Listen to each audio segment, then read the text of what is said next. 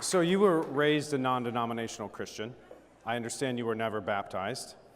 You've also said you went through an angry atheist phase, as you called it. But in 2019, you took the plunge, and you were received into the Catholic Church.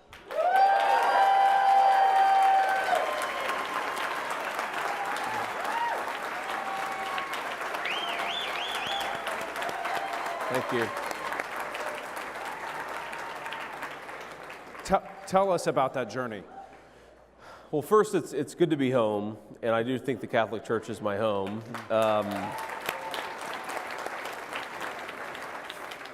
But I'm reminded of something my mama once told me. You know, when you're in Marine Corps boot camp, you don't get to make phone calls home. You can only write letters. And I was always writing letters home to mama, and she would write me 1, 2, sometimes even 3 times a day. I got so many letters from mama. And, you know, one of my favorite Marine Corps boot camp letters is that I asked Mamaw, you know, there are the Catholic church, the people go to Catholic church, the people go to Protestant church.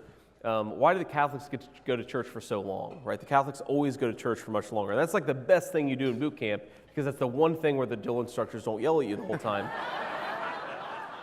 And she said, you know, honey, just go to the Catholic service. Like, it doesn't matter. Just go to the Catholic service. Because in southeastern Kentucky, where she was from, she said even the Episcopalians are snake handlers. So this doesn't really matter. It's all, to her, it was all about Jesus. Even though the Catholic Church was a little foreign to her, it was all about Jesus. And you know, to me, look, there are all these ways that I could over-intellectualize the way that I became a Catholic. I mean, the simple fact is, I think that Christianity, broadly speaking, answered important questions about character and virtue that my elite educational credentials were not answering for me. I think that at Yale Law School, where I went to law school, it was all about get the best degree, go to the best school, get the best job. And these things weren't making me a good person, but Christianity was asking me to ask much more important questions, like how do you treat this girl that you've fallen in love with, the girl that I eventually married? How do you be a good person? How do you eventually become a good father? That to me was a fundamentally Christian worldview, and so that led me back to Christianity writ large. But why did I become a Catholic? I mean, there are all these things that I could point to, but you know, one, I really liked that the Catholic Church was just really old. I felt like the modern world was constantly in flux. The things that you believed 10 years ago were no longer even acceptable to believe 10 years later.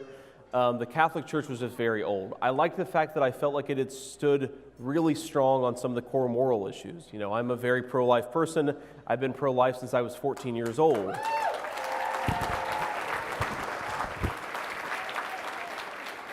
But I think anybody who's looked at the history of the American Christian conservative movement would give a lot of credit to the Catholic Church for pushing that movement in a more pro-life direction, especially in the 1970s.